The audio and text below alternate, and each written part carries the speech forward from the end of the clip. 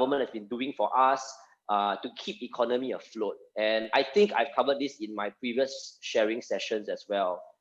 It's very interesting because we have a lot of mixed response. A lot of people say, oh, you all wait for the fire sale will come, etc., etc. But till today, we never really see a lot of fire sales. The fire sale that has been happening are those for the typically 5 million quantum and above, usually for the ones that are not able to offload in the open market. But the interesting thing is these fire sales, whether it is COVID-19 or not, there will always be this kind of fire sale. Okay, but just to explain to you what I mean, right?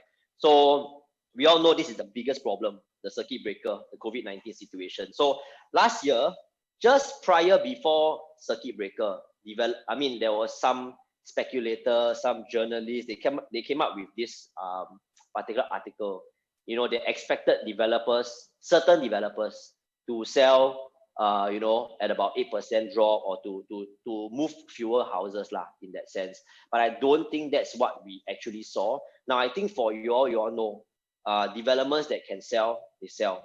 Developments that cannot sell, or maybe they are forced to, where their QC is coming, they have to slash prices and stuff like that. But we have to understand, developments that have to slash prices, only a handful in the whole of Singapore. So if I were to give you a number, maybe 1 out of 20. Most recently, we saw the one which was, I think it was Jervois, where they slash prices. And then, of course, units get transacted in a day. But the good thing is not every developer or not every development is like that.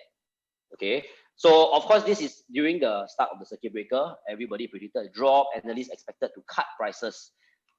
Did it really happen? I will cover up in the next few slides to come. But so at the start, so that was just now the article was prior circuit breaker. So now, during 1 to 2 weeks after the circuit breakers, suddenly after all these speculation, stuff like that, after government came up with some kind of stimulus and stuff, now the journalists and the speculators change their words, right? They say, oh, new home prices likely to remain unchanged.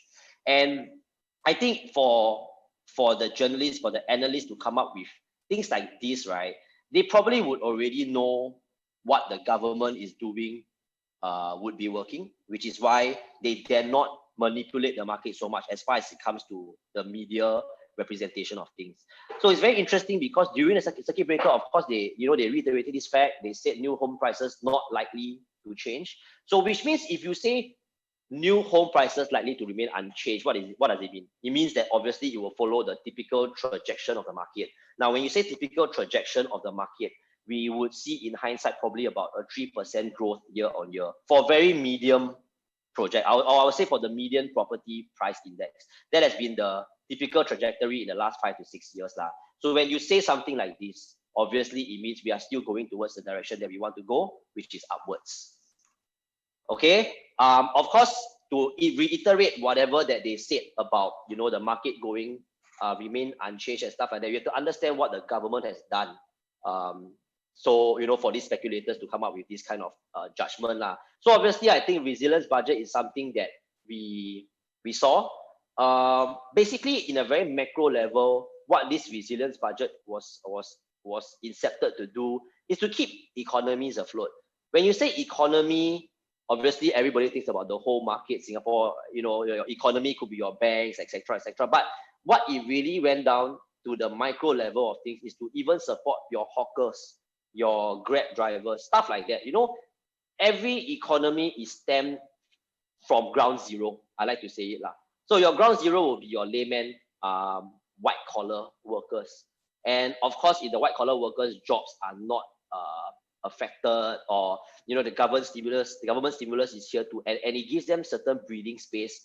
They are able to still pay their mortgage. They are still able to carry on their lives and stuff like that. And obviously, when you have things like this, that you don't see people panicking, right? And I think this resilience budget, to a certain extent, or to a very big extent, has helped. And if you notice that this article, it says 48 billion, that number actually eventually went up, right? I think we all know that lah. So, but this is just to show you how strong our government is. And I think all of us here know this lah. Foreigners used to like to come to Singapore because number one, tax is low. Number two, corruption is zero. But more or less, it's a very stable government, and the government that cares for the people and the economy. So I think with this, it's very interesting to know how, you know, the next few slides, how Singapore real estate has formed the next few in the last few months. The next few slides will show you that lah. So of course, on top of the solidarity budget, on top of the resilience budget, the government also came up with a solidarity budget. This solidarity budget, the main difference is they provide immediate help, right? So certain things like deferment of mortgage, loan repayments, you know, things like that. Okay, just take for example your deferment of mortgage, assuming if I was a business owner and I am very much hit by the COVID-19 situation, but more so I'm hit by the circuit breaker, which means 1 month I cannot work, right? For example, I'm a hawker. So 1 month I cannot work, which means I cannot earn that kind of monies to pay for whatever, my house bills, my house mortgage, stuff like that. So the government also knows that in every household, mortgage may take up the biggest number or the biggest percentage of your household debt. So I mean, they came into this scenario where they tie up with the banks to defer this mortgage. I think this has given a lot of business owners a lifeline. And of course, that being said, if you all follow the news, the deferment of mortgage was until December last year. Okay. Now, when you talk about December last year, I also have clients who come to me and say, hey, the real recession, the real price drop will happen in January or first quarter in 2021. But has it actually happened? We'll find out lah. Okay. So this statement of what has actually happened was taken during the entire last year. So from the start of the circuit breaker till December. And if you notice, we have certain things like this. So during the interim, when there was the whole circuit breaker, people cannot work, a lot of developers stopped work, right? Because we all know there was a dormitory problem. The main bulk of the COVID-19 recipients or those diagnosed with COVID-19 in the interim were the dormitory workers. And for a dormitory worker who does not have COVID-19 or the coronavirus, it costs a little bit more to take them out of the dormitory to start work lah. Okay, so basically we also, like the news articles and the journalists reported that, hey, there was going to be increasing construction costs, which happened lah. And a lot of us also thought that, hey, if there were increased construction costs, it can only mean two things ma. Number one, the developers absorb this cost. Number two, the consumers absorb this cost. So far, we have seen the consumers not absorbing anything at all. So this was just one thing that developers had to take on their own lah. But I think this is just the icing on the cake. I think to show you what has actually happened, right, you have to also understand, prior to circuit breaker, there was a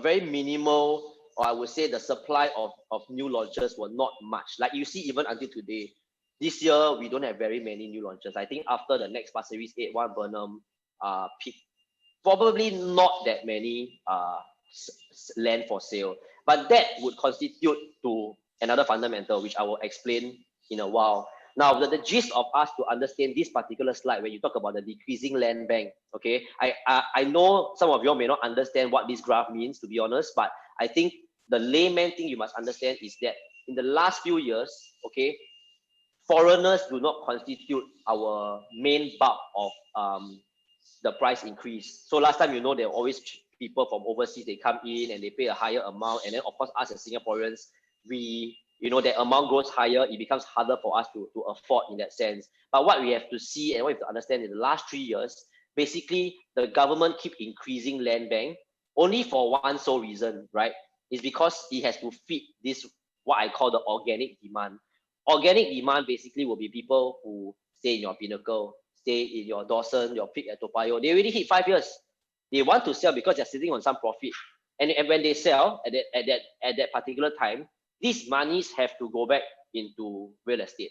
So in order to feed this growing demand, the government has to increase. But again, the government is faced in a way where they cannot increase too much, because if they increase too much, prices go out ahead, right? But this particular slide is just to show you that in the last few months leading up to the circuit breaker, land was very scarce already. There wasn't very many big bidding sites or GLS, right? And okay, so this is what I'm talking about.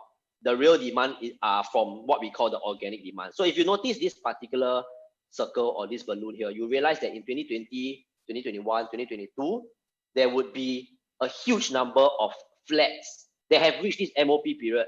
And whether we like it or not, a good percentage of these people will look to cash out, and they will look to upgrade, whatever, right? But they look to sell.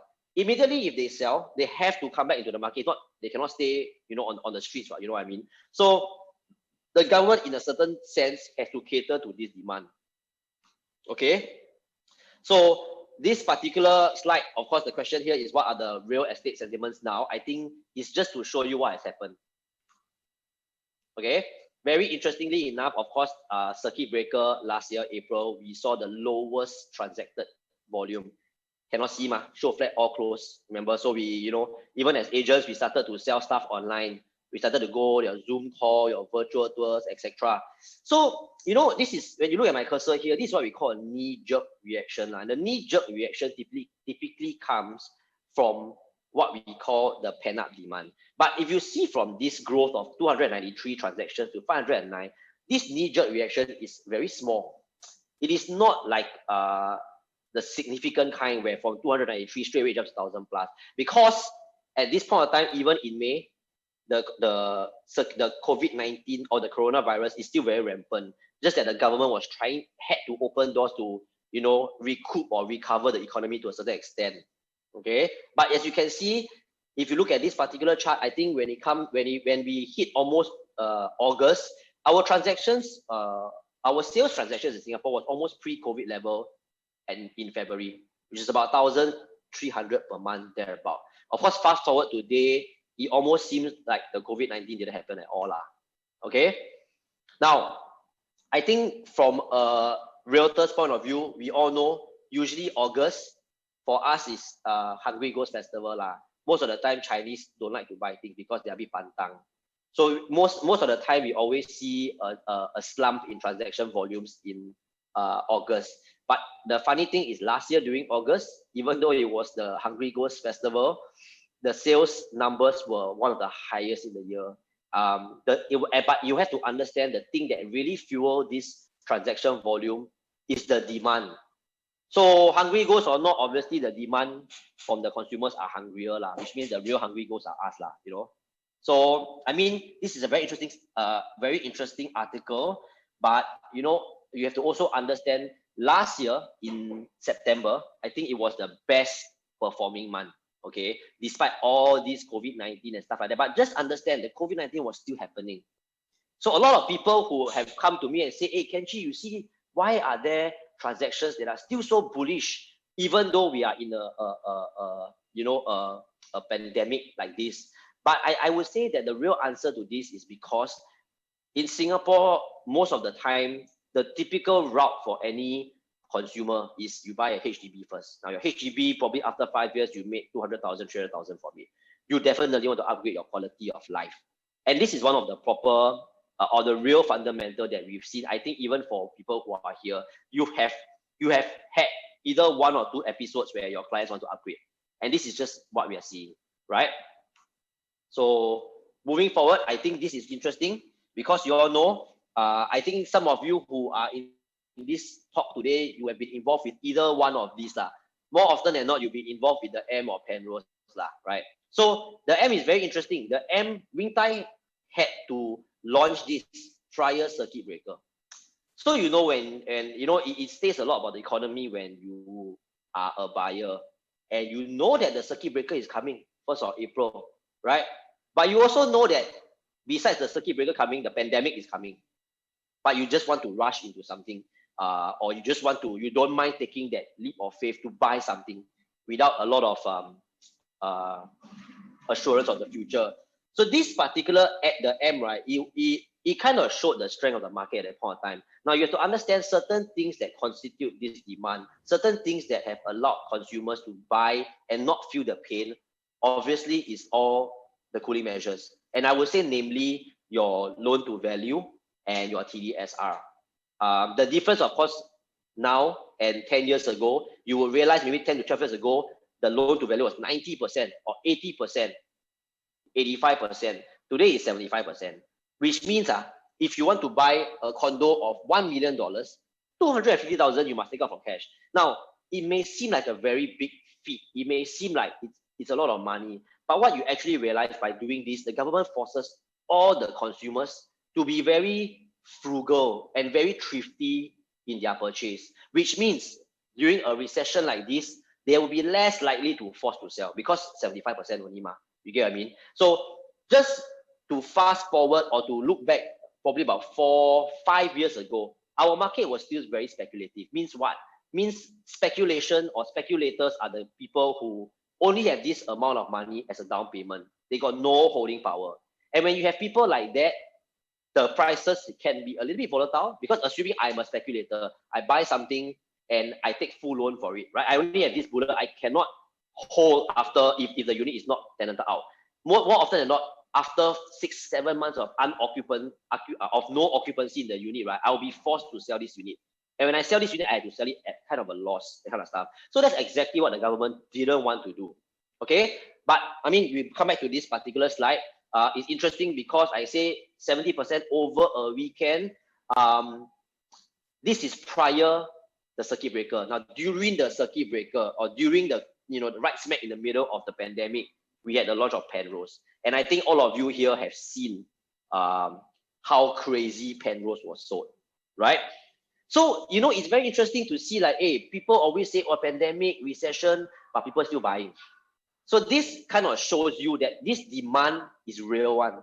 It's not I tell you, it's not people tell you, but it's what you see that's transacted. So again, of course, when you talk about, the last development called the Link at Beauty, I think this one created quite a stir as well. Total 120 units, but we sold about 115 on the launch day itself. You have to understand, I think, we live in a society where I think asset is the biggest purchase of anybody's life, right? And whenever there's a recession, people come back, whether we like it or not, people come back into the asset portfolio, which is something that you can control. I give you an example of what I mean. So I don't know if you all buy stocks and shares. I buy stocks and shares. One night I can be up, 5 digit, 6 digit. Next night I can be down one. It's something that I cannot control. So whenever there's a recession, obviously there's a lot of volatility in the stock market, but you do realize that in the asset class and in real estate especially, you don't see that much volatility. It provides a certain sense of assurance, a certain sense of safe haven. So I give you an example. For example, today you own a unit and it's rented out, maybe rent for 2 years, 3 years, whatever, company lease, right? During this kind of recession, you are not forced to sell because the company still pays you, things still move as per normal. Okay. Of course, moving forward, we also found out last year that I think some of you also read this before. I think this particular land bid parcel was one of the highest, especially in Tanah Merah, right? 248 million is no joke lah, to put it in that sense. And if developers are still very bullish with this kind of land bank, you would realize and you would understand that when they bid it at this price, they are probably assured to bid at this price because they know in due time the market recover. And when the market recovers, the prices go out of hand. It goes higher than the last high. This is something that you've heard not only from me, but most of the speakers that have spoken to you before. But this particular land bid parcel at Tanah Merah created a real big stir. Okay. Of course, during this point of time, to give you a macro understanding of how it works, so we saw the SIBOR rates going very, very low. So now I think it's as low as about 1.1 to be very conservative. As a matter of fact, when I refinanced, my entire package was only 0.8 because my bank spread 0.5, SIBOR about 0.35, thereabout. So what does this low interest rate do? It actually, okay, the whole point of interest rates coming down is to spur borrowing because banks need to survive. You get what I mean? So when banks need to survive, they want to lend out this money because they know they're getting this interest back. So they want to make it cheap for people to borrow money. So that's exactly what this came out. And it's very interesting because some consumers actually come and they say, hey, last time I refinanced 1.9, 2%. Now it's only 1%. It's really not hurting me in that sense. So they go all out. They try to borrow as much as they can for less to a certain extent. Okay. So, I mean, with all that's being said, I think it's interesting to find out what your thoughts, all of you here, your thoughts are on the market. This, whatever I've just covered is purely just on a very micro level. And these are the things that I tell my clients every week in, week out, because there are things that are real. So on the ground now, I'm going to pose you this question lah, and you all tell me what you all think about the real estate market now, okay? So if you all can, you all just put in the chat group 1, 2, or 3, whether you think the market is bullish, whether you think the market is very bearish, or everything is status quo, very stagnant. I'm just going to give you all 30 seconds to put in 1, 2, or 3, okay?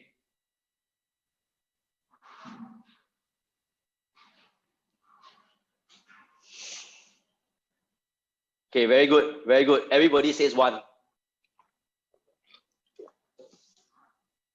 Very good. Okay, I think we all know that it's very, very obvious lah. The market is at a bull right now. And when you look at why the market is at a bull, you will realize because honestly, there's really nothing much. After the peak, probably one Burnham, Pasir Ris 8, there's really nothing much already, right?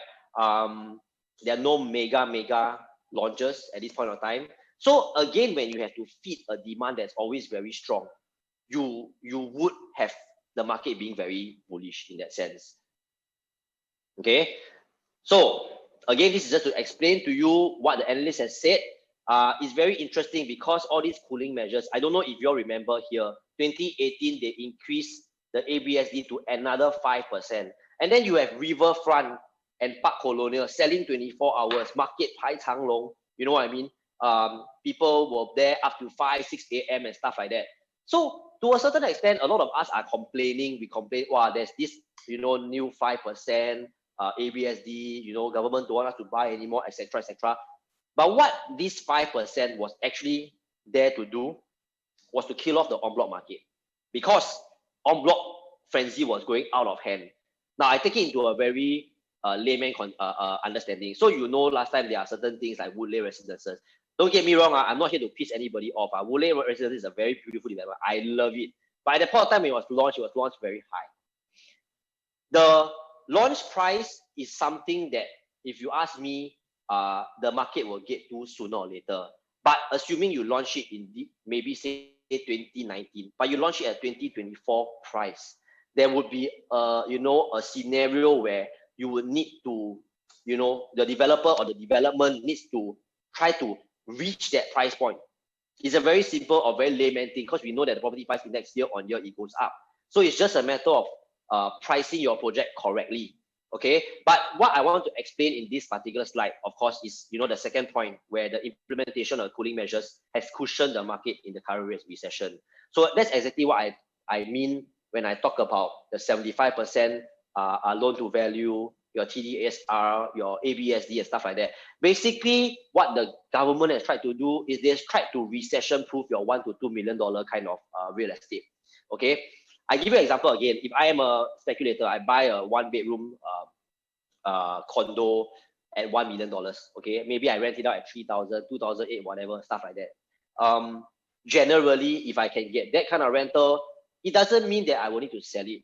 So again, I would be very comfortable. I would just ride out naturally this particular recession until the economy becomes better. And when the economy becomes better, you realize in my earlier slide, there's this thing called the knee-jerk reaction. To be honest, we have not seen that full recovery of the knee-jerk reaction yet. But human being is like that, okay? When you see the prices going to go up and you tell yourself, hey, now is the start of the upward trend, you will try to ride on that upward trend wave. But it will come to a point of time where everybody tries to ride on this upward trend wave.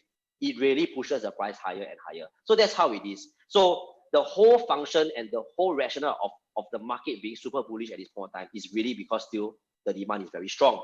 And if you look at the article, you will know it's a safe haven. You don't have to worry that prices drop in a day, stuff along those lines, right? But now let's talk about the capital growth fundamental. I think this is why we are here. Enough about me talking about what has happened. Now, we want to know certain things. Basically, if you talk about capital appreciation, in this particular slide, I put 2 fundamentals, which is economy and time and space. Now, the one thing that I forgot to put inside is scarcity. But let's talk about economy, time and space first. I think that's a bit more interesting. So now, economy, time and space means, example, your parents bought a HDB flat 20 years ago, 50,000. Okay, you stay there for 20 years. Now 20 years later, you sell the same flat, 500,000. Okay, that's what economy does to you. Because 20 years ago, Singapore is not at the current situation that it is. We have not grown from strength to strength as a country, right? So now 20 years later, obviously you buy your HDB at 50,000, it comes up, it becomes 500,000. So that's what economy does to real estate. The longer you hold, if the economy strengthens, you reap your results. But the problem with economy would be, it is something that we cannot control, right? It is something where if the government decides to quarrel with some other nation or stuff like that, or maybe even Donald Trump go and scold Xi Jinping, the whole prices or the interest rates go up and down. That's how it is. So usually economy is a kind where you just buy and you hold and you wait. It's very much like your Tesla stock lah. Everybody says Tesla will go to 3,000, whatever. So you buy and you hold lor. During the interim up, down, you don't care. You just wait 5 years later when the price really eventually go up. So that's what economy does to you, right? I think the most important thing to understand is that economy, time and space is something that is beyond our control lah. But moving forward, I think infrastructure is something that is key to capital appreciation. I think that most of you know this. But what is one thing that is not in this slide that I would like to explain? Now, infrastructure helps capital to grow faster, especially when your location is central. It doesn't have to be your 1911. It can be your Greater Southern Waterfront, can be your Bidadari area, especially why I put this, it's the Bidadari. Everybody knows Bidadari oversubscribed 600 times during the BTO deal, right? The whole BTO exercise. So to give you an understanding of what infrastructure does, it's very simple. Last time, probably about 4 or 5 years ago, I saw Avon Park 1,600 per square foot. Today, there are people asking for 2,000. So that's what infrastructure does to you, because again, there's Woodley Mall, things like that. You see this particular picture below here, Next Mall. It's interesting because I think it was 2010, 2011, something like that lah. I sold this particular HDB to an Indian single lady, 270,000. That was prior Next was building. Now after Next was built, I sold a house 6 years later at 560,000. So that's what infrastructure does to you. But again, it's very critical to know that infrastructure, the bigger the gain, relies very much on where the estate is. Okay, so like you see, even now, there are certain new estates like your Sungai Tengah, stuff like that. Yes, there will be growth, but it may not be as big as the growth that is happening in the city fringe areas or even the city lah, so to speak. Okay, at this point of time, I want to stop everybody first. I want to ask whether there are any questions. I will take a few at this point of time. Any questions? Okay, if there's no questions, in about 20 seconds, I will go on. Oh, okay, good. Let's move on. Now, this is a very good example of infrastructure. Okay, I think some of you who have been in the business for a very long time, you all have sold things before in this area. But this is just to show you. But this is a very big project. The whole Marina Bay, very, very big. 38 hectares of land reclaimed, right? And at this point of time, it was the Singapore government wanted to gentrify the whole of Marina Bay because they know that this area is very good. Okay, so of course, in the late 1990s, it covered about 360 hectares, etc., etc. But this is a very good example of infrastructure. Of course, back then, when you talk about this 1994 project, now that is TOP, you will see, of course, the Marina Bay Sands, even certain things like Garden by the Bay. It's a very exaggerated infrastructure growth. Now, the reason why I put Marina Bay is because I want to bring this particular story to you lah, and I think it's below. It's here. Okay, very interesting. I think Marina Bay 10 years ago when we were selling the sale was at $950 per square foot. 10 years ago, when things were still going through their construction phase, Marina Bay not TOP yet. Today, the sale is at 2,150 last transacted. So you see, these are what infrastructure in a very good location gives to you as far as capital. A lot of people will tell you, say, hey, nowadays I got some money. I don't want to put in fixed because fixed pay me 0.3%. I don't want to put in bonds because the bond market is not very strong. Sometimes bond may default, etc., etc. So when you talk about certain things like this, right? 1 second.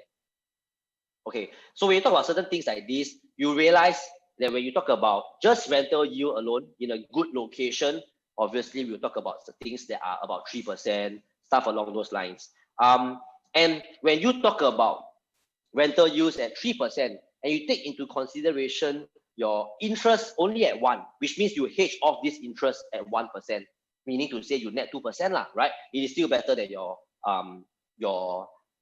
fixed D. It's still better than most bonds. But what you fail to realize also that there's this capital potential growth, where after your 2% net year-on-year rental yield, you still have this capital appreciation growth. So it gives you that double arrow, that double whammy in that sense, right?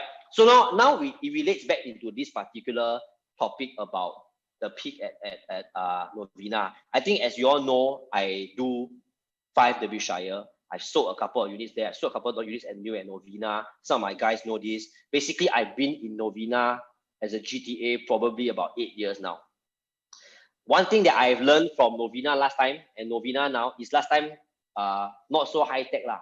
Last time we don't have all these malls like your Velocity, stuff like that. Of course, now fast forward, you have things like this. You know, your Novena Square is not like what it is last time when I'm back in my study years lah. Okay, but the two main things that I want to talk about as far as Novena is concerned is the construction of the North-South corridor. Now, this construction of the North-South corridor is very critical in terms of linking your north to your south area. South, of course, it will go through Orchard, right? Now, the bad thing about this North-South corridor, which is what I'm suffering from now, is the constant construction. But they've widened roads, and this is going to be, you know, like how your MCE has catered to ease traffic. This is going to help people, obviously, from Woodlands to ease their traffic all the way into town. Now, usually when we go to CTE, yes, it's very easy to go through CTE, just that some places you take a big round lah, in that sense. But this is one thing that Novena has not seen in a long time. Primarily last time, when you drive in Novena area, especially when you drive in the Thomson Road along the way towards Thomson Medical Center to the PIE, during the peak hour, it's crazy. But now I have North-South corridor, that's not something that I'm going to be worried about in the near future, right?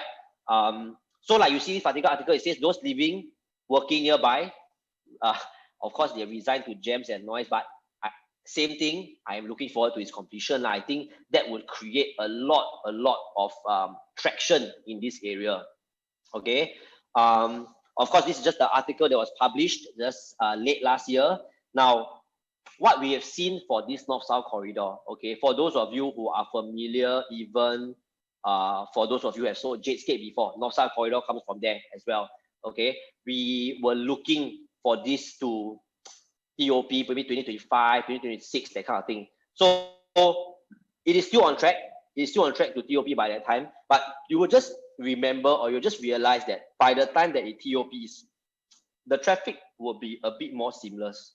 Okay, it's going to be very, very interesting to see how this pans out in the next few years to come. But for me, I'm looking forward to it. And I can say the same for most of the people who are staying around here, which I will cover in a short while. Okay. Now, one thing that we also need to know, there's obviously the Novena Healthcare hub. I think this is also very critical to the growth of Novena. Now, I think some of you who have been in the industry long enough, you all will understand, or you all will know, Mount E Cane Hill used to be the biggest medical area for the Indonesians. They come, they go Mount E Cane Hill. And most of them stay in Cane Hill. I think we all know Freehold, stuff like that. That is the Indonesians' playground. But ever since the inception of, you know, Tan Tock Seng expanding and your Mount E Novena, together with all your Mount E medical suites and stuff like that, we've seen a lot of these Indonesians or these particular demographics coming back into Novena area. And what they do, either they rent long term, or they go and rent. Now we have a specific hotel called the what is it, Royal Marriott or something like that. You know, the Hai Di Lao, that building just beside. We have this hotel that's catered just purely for them. Okay, so what we've seen again in the last 1 to 2 years, we realized that foreigners are coming back into this particular market only. Okay, they are not buying your copper. It's a very different demographic altogether. So they're coming back here because, again, healthcare is obviously world class. Number two, they want to be as close to this healthcare as possible. Now, this is just to show you what we have. Now, in this particular area, obviously, you will see, you have medical education training, you have your, there's also campuses for medicine, okay, School of Medical Science, stuff like that. But if you notice, of course, we also have all these certain things like your Rennes Hospital, it's already there, but they're just doing some kind of gentrification. But this entire health city has created transactions very subtly. Okay, the government will come and say, hey, Novena is an area where it's up and coming because Indonesians coming back. No, these are what we see on the ground, or what I see on the ground. I see more Indonesians coming back, and they are back here because of this particular rationale. But more so, you have to understand the whole idea of the medical city or the medical hub.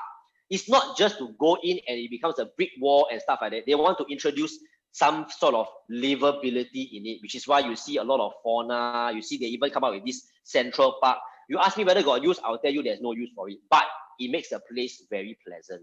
If you have been to the Mount Eakin hillside, you will realize parking a big problem. You go to the hospital, assuming you are very depressed, you go to the hospital, you sit down there for 2 hours, you feel even more depressed. You know what I mean? But over here, this health city focus on a lot of things besides the whole medical aspect of stuff. It also focuses on the psychological and emotional well-being. Okay, all this I say because I have said this to clients before. I've done my research, right? It's a very different thing altogether. But I think more importantly, when we see this, right, we have to understand there is it's just like your Marina Bay plan. This healthcare will take some years to overcome and to be fully gentrified. But it's very critical when you come here and you see and you say that, hey, I want to buy something that will give me some kind of growth, but still be able to preserve capital. Why I say preserve capital, some of you are not going to agree with me, but obviously when you want to find something that is, it will give you a bigger ROI in the shortest tenure, you will go to units and developments which are 99 years. Why? Because cheaper in that sense. But for those who have been in the business long enough, you know that if you want to preserve your capital, you don't want to lose money, and you don't mind just holding it for 5 years, 7 years, that kind of stuff. Let the economy work its thing. Let this particular infrastructure work its thing, and then the freehold stuff will kind of fit into your radar. Okay, so this is just to give you an understanding of how long the whole particular Novena Medical Center will take to TOP in that sense. It is not going to be that long. So Marina Bay started planning from 1970 plus. Okay, they fully really started their work in 1994. For us at I think at Novena Medical Center, the works are undergoing already. Most of those big infrastructures are already up in that sense. But this is just to give you an understanding of how this particular area is going to be in the near future. I have already seen it. I have seen, as a matter of fact, so I have a unit that I'm renting out now. I bought it for investment. So basically the people who are renting from me are the specialists who are working in that area. So if you're looking to buy something as an investment, at this particular area, even up to the peak, you have Thomson Medical Center. So don't forget that. You would have a strong demographics of specialists, of doctors even. They are looking to enter and they are looking to rent in that particular sense. So you know, in a certain sense, you already have a pool of people there. That will be your biggest assurance from now. And as long as the medical center does not change, these demographics will be there in perpetuity. Okay. So this is just a very interesting article. I don't think we need to really see it. Now, I want to come into the breakdown of the peak residences. I mean, that's why we are here today. Predominantly, I have to explain to you what is happening in the central core. You have seen, I'm very sure some of you have seen developments here, namely 5 Derbyshire, New at Novena, 35 Gilstead. Most of the consumers that come into this place, they say that, hey, it's a bit small, which I can understand. So I'll cover that small fundamental in a short while. But one thing I want to explain about this particular area, especially this Thomson area, coming Novena area, is that a lot of these people, they buy because they want to get their children into schools. I cannot emphasize this enough, because when I was back then, when I first started in District 11, right, my first project that I started to focus on was Amaryllis View. I realized out of 10 buyers, 7 come because they want to get into either school, SJI, ACS, or ACS Junior or East Barker, either one of these two. So a lot of these people have already probably sold their places, or they are in the midst of selling, or they want to sell just because they want to get their kid into a school. So you would realize that a majority of these people coming here would be from this particular demographic. And just to give you an understanding, right, this demographics is not small. It's a huge, huge demographic. And these are people who are willing to pay. So I have had this one instance I will never forget. So this client of mine contacted me in January, say, I still have some time, so I'm shopping around. By May, she couldn't get anything. By June, she bought the unit at Emery's for me at full asking price. No negotiation. Because why? Kanchong already. You know what I mean? So end of the day, I think this particular area, besides all this gentrification, besides all the upcoming infrastructure, you would expect this crowd. But let me move forward. Let me explain to you a bit more. So total, we have 90 units, okay? 90 units is a boutique development. You have to understand one thing about this particular area, or this area, Novena per se. We don't have land anymore. There's really no big parcels in that sense. And the people who are looking at this particular plots of land, usually they are skewed to the more boutique ones. 90 units, you have to understand, is not very big, not very small, just nice, okay, to that certain extent. So again, this is just to explain to you the fact sheet, vacant possession 2025. Obviously, if it's a small unit, 90 units, we expect it end 2024 or even earlier, okay? 1 second, my phone is ringing. Okay, moving forward, I think this is interesting. This is the one that I really wanted to cover. Now, you do realize our 1 bedroom here, if you look at my cursor, okay, it is 528 square feet. Now, I think most of you who know me, you all know that besides selling Novena, I also sell Avenue South, JSK. I've sold a number of these units. My main point of selling this is that my 1 bedrooms there are not small, 527, 529. Now, if you look at this particular 1 bedroom at 528, okay, I'm going to explain to you who a demographics for rent is going to be. It's going to be a single specialist, or maybe a Pilates instructor, something like that, or maybe somebody who's working in physiotherapy. Just give me 1 second. Hold on. I'm in a call now. Can I call you back? Hey, okay. Sorry.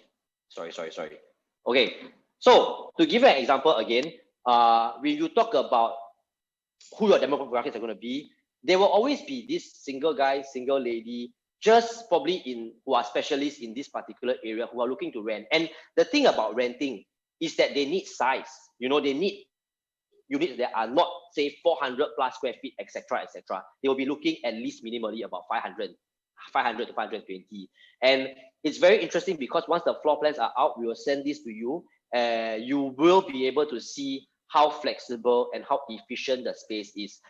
I want to highlight to you one thing about the peak residences, which is to me one of the biggest game changer. I have to relate this to my new at Novena and all my 5 Derbyshire, to give you an example. Now, my 5 Derbyshire bedrooms are at 592 and 657. When you talk about the 2 bedrooms here, the smallest at 776, this is going to set the peak residences away from its competitors, because as far as size is concerned, we are very much bigger. Okay, to give you an understanding, the 2 plus study here is 829 square feet. My one at 5 Derbyshire, and my 5 Derbyshire is already sold out. My 2 plus study sold out, 3 plus study sold out already. Okay, my 2 plus study is 797, very small. Okay, actually not very small, but smallish, right? My 3 plus study there is 936 square feet. So now whatever you are going to be looking at, which I'll show you in the next few slides, you're going to be looking at efficient space. And that is something that a lot of developers have not been able to overcome. Okay, obviously your share value at $60 per share is not expensive for a boutique development. We have sold things that are way more expensive than that. So in this aspect, what you would realize over here is you will realize that the people who are buying a 2 plus study, 3 plus study, 4 plus study will be those that who most of the time want to get their children into a school, etc., etc. Okay, moving forward, I think I don't need to explain the amenities that much to you. Shopping malls, we have so many. Okay, schools, this is something that's interesting. I have to explain this. Now, as far as schools is concerned, when we were selling, don't say don't say selling at Maryland's View lah. We say we sell 5 Derbyshire and New at Novena. I have had a few instances where the clients come in and they say, hey, are you 1 kilometer to any girls' school? But the thing is, I'm not. I only have 1 kilometer to SGI, to ACS Barker, stuff like that, right? So I think here, even though we have I mean, not say even though, but now that we have a CHIJ Toa Payoh that is in the mix, I think it would be very interesting now, because if I was a family of 2, 1 boy, 1 girl, I know exactly where I'm going to go in that sense. It will open more doors as a realtor selling the peak residences. Okay, that's how it is. I think the other good thing is, if you notice that particular area, it is not a highly dense area, especially where the peak is. What I'm trying to say is the developments in that area, I think the highest building there probably would be Thomson Medical Center, because the peak residence is surrounded or is enveloped by mostly your landed houses. So obviously, I think I would say views are going to be a bit more interesting, and you generally don't feel so tight in that sense. We all know that we always have this 1 or 2 clients, right?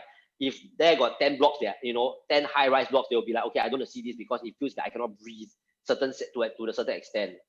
Okay, so moving forward, I think a lot of people will ask about the developer. I think we only need to know the developers are very interesting. They do, if you have done the whole Bukit Timah area, you all will know Adam Park condo. You can never miss it one. It's the one that looks like Bali. Okay, but more importantly, they've done things like Senate Residence, Cluny Park. Okay, Cluny Park, obviously we know. Actually, if you look at Cluny Park residences, the idea and the architect, I would say, direction is a little bit skewed towards the peak residences as well. So in a certain sense, they try to give you that luxurious side of things. Okay, Tuan Sing, I think there's not much that we can talk about them. They are there. They have been around for a long time. Developer is not going to be your stumbling block. That's for sure. But more importantly, I want to show you this, and I think you've seen this before. If you notice this 2+ study, typically dumbbell layout, but you notice the wastage of space is very, very minimum. Okay, dumbbell layout, I have a open kitchenette that's L-shaped. If I wanted to make it into a closed kitchen, I can. It gives me that flexibility. But more so, I don't have very many wastage of space. In my opinion, I think this 829 square feet, this is going to appeal a lot to the consumers. So if I was an agent and I wanted to identify a particular stack to sell, I think this would be it personally. Because again, if I were to look at price, number 1, and of course, layouts and affordability, if the 3+ study or 4+ study prices are way too higher and I only have 1 son, this would be the one that I would go. And the truth is, I don't have any other 2+ studies in the region that can really give me a run for my money. Okay, just to give you an understanding of what other condos in this area there's 2+ study, you have your Soleil. Soleil is something that you cannot compare because it is 99 years, right? More so, there's another one called Park Infineal. Park Infineal has a 2+ study at 1130 square feet. They have bay windows, they have long walkways. And so if you ask me to break this down into livable space, maybe 900+ square feet, which brings this particular guy into the picture. Right, I think this one is very interesting because we are not going to expect people to come in and say, it's not it's not going to be a layout that cannot sell. Okay, so yes, I see Jennifer saying Park Infineal have very big facilities. Yes, you are right. But Park Infineal don't have CHIJ Toa Payoh. Park Infineal also have a lot of people over the weekend. I mean, don't get me wrong, I like Park Infineal. I almost bought Park Infineal. But again, if you talk about demographics in this area, Park Infineal estate and our estate is very different. Park Infineal belongs to the estate where it's highly dense. You open your window at Park Infineal, you see the other block. That's how it is. So again, if privacy is your thing, stuff like that, obviously, there's a no-brainer lah. But anyway, Jennifer, good save. You say peak residence is still the best. DDIC, please take note lah. Jennifer, Captain IC for peak residence. Okay, moving forward. Now, the 3+ study, again, if I look at this, it is something that gives me space. If you notice, okay, personally, if you look at this, you see this where my cursor is, there's a study, of course. If you take away this study, I think you can tell that your living and dining is a L shape. And the interesting thing here is you must understand this development or this 3+ study is not what we consider a wide frontage. Wide frontage, usually you will expect the living room and the dining room to be back to back, which means no space. Here, your living room and your dining room is segregated. It's segregated in a way where your dining room can be your dining room, your living room can be your living room. But of course, this is assuming you want to take out a study room. Okay. If you ask me, I think if you don't want to take out a study room, it is still fine because at least these both places are segregated. But this is interesting because if you look at the master bedroom again, now take into consideration this is a king size bed. You will notice the master bedroom to be very big. And this is 1088 square feet.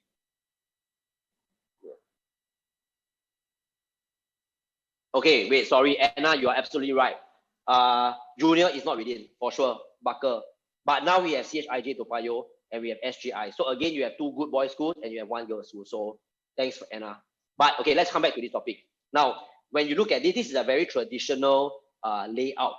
But the architect focus on the places that matter, which means your bedrooms not being so small, your living room also not so small, and they give you a closed kitchen, if you notice here, that leads you to the study. So this study room is a bit more flexible. It is a bit more like whether if you have a helper, it could be a helper's room, stuff like that. You know, there's even a helper's toilet at 1088 square feet. So this is what we call a very, very practical layout. Okay. I think I'm almost coming towards the end of my slide, but I just want to say, as far as prices are concerned, we are all still waiting for the price.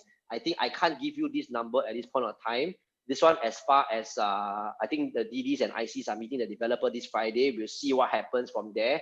We are looking to launch in early May, but I hope that at this point of time, I've given you this just a very brief outline of what Novena is and how Novena has been doing in the last few years. It gives you more assurance to say that, hey, the peak is something that, yes, will move. And I want to explain this to you, as this is the same thing I told my 5 Derbyshire and my new Novena core team that time, okay? Peak is very much similar to 5 and new, except peak, the layouts are way better. The only important thing you must understand is if you don't sell this project, other agencies will. Okay, because Novena has not had this kind of land for a long, long time. Okay, so I think at this point of time, I probably will want to wrap up, but this is just the whole map of the peak residences. I think at this point of time, maybe I would like to take some questions, if there are any.